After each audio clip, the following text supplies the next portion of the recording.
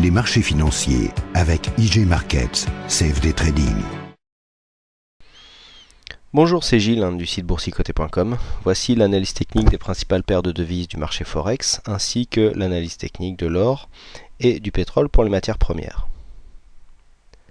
Nous sommes le lundi 8 juin 2011 nous sommes le mercredi 8 juin 2011 et aujourd'hui l'euro-dollar casse sa tendance haussière en venant casser ce support ici. Alors la cassure était un peu pressentie puisque nous étions assez proches ici de la zone de résistance des 1,4713, mais les cours n'ont pas été jusque là et on s'était rapproché du support et bien le support a cassé. Donc pour l'instant il n'y a pas vraiment de signe de retournement puisqu'on n'a pas encore cassé la zone ici d'un 1,4550. Mais on voit qu'on est sur la bande de Bollinger inférieure. On a des indicateurs qui redescendent d'une situation de surachat assez marquée du point de vue des oscillateurs, mais on n'a pas eu de gros signal au niveau du MACD, donc bon, consolidation légère. On revient ici sur la bolle inférieure. On pourrait venir tester la zone des 1,4520, auquel cas bon, on casserait ce précédent point bas et là vraiment on irait vers une sortie pure et dure de ce trend. Second scénario possible, on pourrait revenir chercher ici le support comme une résistance en confirmant ici la zone des 1,4710. Donc comme on est en sortie de tendance comme ça, c'est jamais trop facile puisque là on n'a pas vraiment de grosse dynamique tant qu'on n'a pas cassé les 1,4550. On peut vraiment pas dire ce que nous donne la tendance. Alors par contre, ce qu'il est intéressant de tracer quand on a une sortie de trend comme ça, c'est de tracer un Fibo. Donc voilà, là le Fibo il nous dit quoi? C'est que nous avons la zone des 1,4525, je vous disais 1,4520 tout à l'heure comme zone de support possible. Nous avons le 23,6, le retracement de Fibonacci 23,6. Alors je vous dis souvent quand on trace des Fibos, c'est toujours intéressant d'avoir des retracements qui correspondent à des zones techniques. Là c'est vraiment le cas puisqu'on a le 1,4525 qui a 5 pips près au-dessus du support. Là on a un support aussi, un 44,19 qui se trouve juste en dessous du support donc des 1,4426 et là un 1,4333 pardon, qui se trouve juste sous les 1,4340. Donc on a vraiment là des zones de retracement qui sont proches de support et résistance horizontaux. Donc ça peut être intéressant là de regarder les Fibos. Donc là en cas de cassure du 23,6 ici, il y a une grosse probabilité qu'on revienne sur les 1,4420 qui correspond peu ou prou à la zone de retracement des 38,2.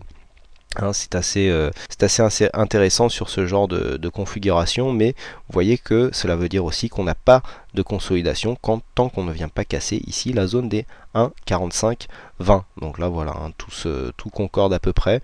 Donc on a des zones techniques assez claires sur ce genre de configuration. On passe maintenant au câble, donc livre sterling contre dollar américain. On voit que suite à la cassure que nous avons eue ici, on est venu rechercher ici la zone de résistance en support. On remonte, on a marqué un plus haut légèrement plus haut et là on voit que sur ce point bas on a une légère tendance haussière qui commence à se dessiner, alors qui n'est pas très dynamique, je vous en avais parlé hier, mais bon, il n'y a vraiment pas grand chose. On voit que si on trace ici un support qui passe par ces deux plus bas, on arrive plus ou moins là sur la zone de rebond qui a été constaté. Pour l'instant on n'a qu'une bougie, il faudrait vraiment aller confirmer ici pour aller marquer un point haut supérieur au 1,6475 qui correspond au précédent plus haut donc de cette petite tendance.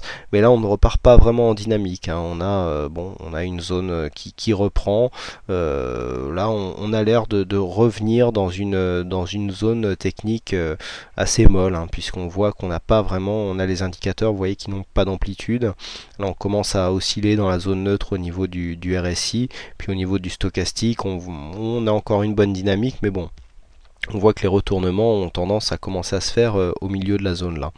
Donc bon, perte de vitesse, on a ici une résistance importante sur les 1,6450. Il faudra vraiment confirmer en cassant cette résistance d'une manière un peu plus durable pour essayer de retrouver un peu de dynamique haussière. Pour l'instant on est en dynamique haussière puisqu'on voit les plus bas ici qui sont de plus en plus hauts, mais pas énormément de conviction. Donc on pourrait revenir ici rejoindre la zone par exemple même en cas de cassure des 64,50 et pourquoi pas être stoppé sur la Bollinger supérieure, un peu comme ce qui s'est passé sur cette phase de hausse ici, puisque nous sommes partis de ce point de retournement moment ici, et on a été stoppé par la Bollinger supérieure avant de redescendre.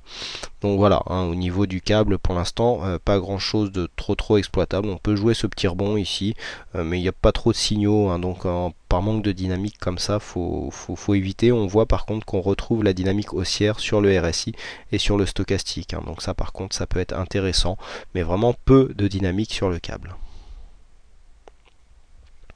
Passe maintenant au dollar yen, et donc le semblant de biseau que je vous ai inscrit hier, hein, notamment en traçant la résistance baissière ici, eh bien tente à se confirmer, puisque nous sommes revenus marquer un appui dans la journée sur la partie basse, hein, donc de ce support baissier que nous avons là, et donc on voit bien que pour l'instant cette zone tient bien.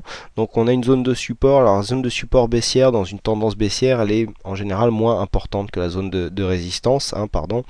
Donc on surveillera ici une cassure, hein, qui devrait maintenant être imminente, auquel cas, alors si on sort trop tard, hein, du biseau, et bien en général le biseau s'invalide, et donc on risque d'avoir une sortie baissière sur un biseau descendant comme ça.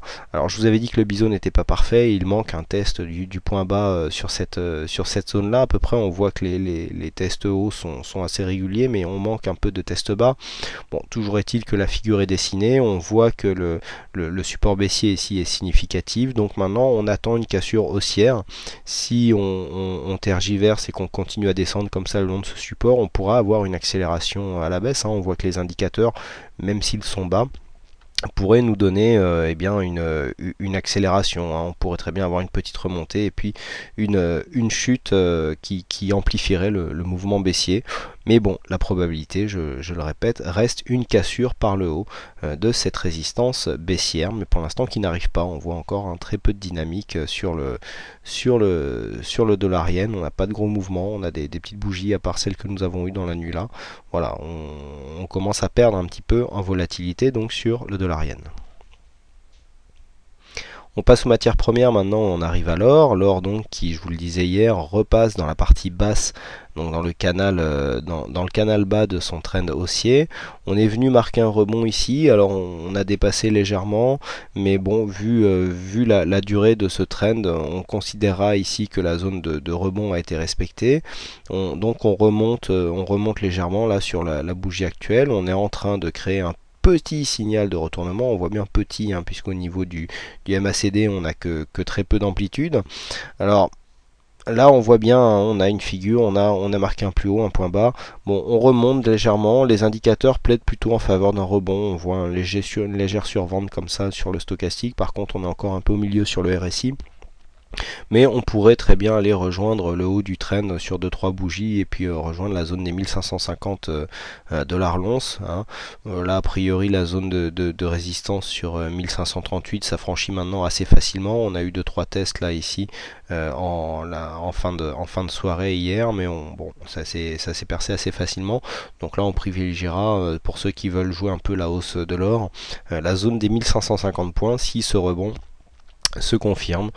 Pour l'instant ça a l'air d'être bien parti là, dans ce genre de trade. On joue plus la régularité que vraiment le gros signal technique. Au niveau de la dynamique, c'est quand même assez moyen. Bon, on est soutenu par la bolle inférieure, mais ça manque un petit peu de conviction. Toujours est-il que bien dans une tendance haussière, il vaut mieux jouer les rebonds donc sur le bas de la tendance plutôt que les rebonds sur le haut, hein. Je vous en ai fait la démonstration en début de semaine. Si on prend l'amplitude maximum sur un signal baissier même très rapide, et bien ici de 1550 à 1520 on a 30 points. Par contre si on prend la même chose sur le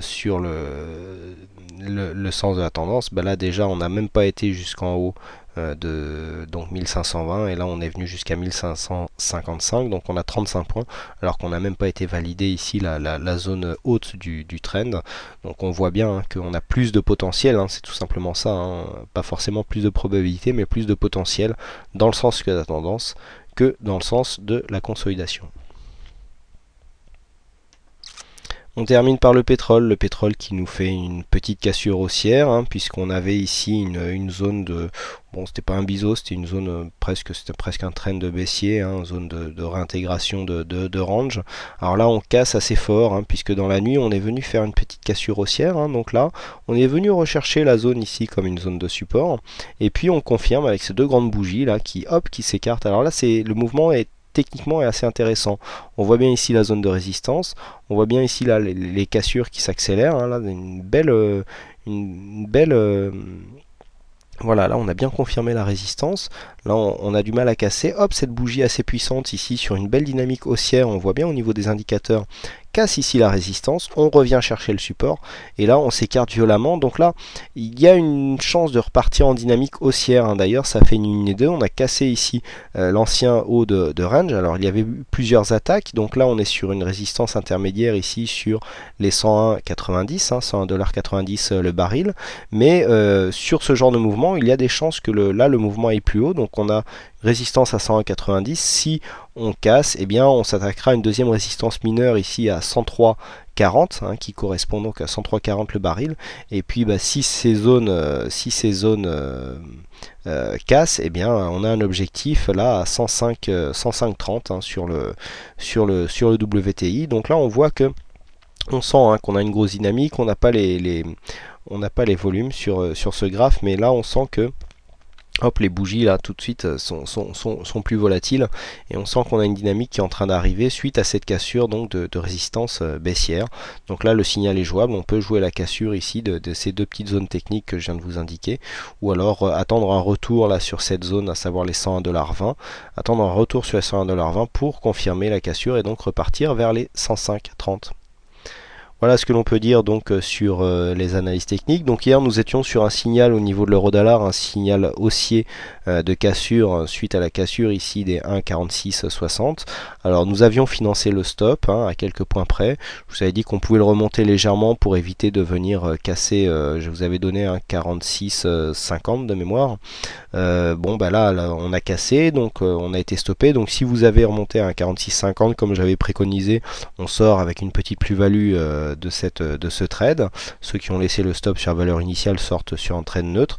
Mais vous voyez, bon là on a joué une cassure dans le sens, dans le bon sens, et eh bien avec même avec une petite dynamique, on arrive à faire quelques points sur ce genre de signaux. Donc ça fait encore un signal gagnant pour ceux qui ont suivi le conseil préconisé, ou neutre pour ceux qui sont restés sur les points initiaux. Ça, chacun voit sa manière de jouer le signal de trade. Bon voilà, c'est fini pour ces analyses. Il ne me reste plus qu'à vous remercier à toutes et à tous pour vos messages concernant le nouveau site qui a l'air de vous plaire.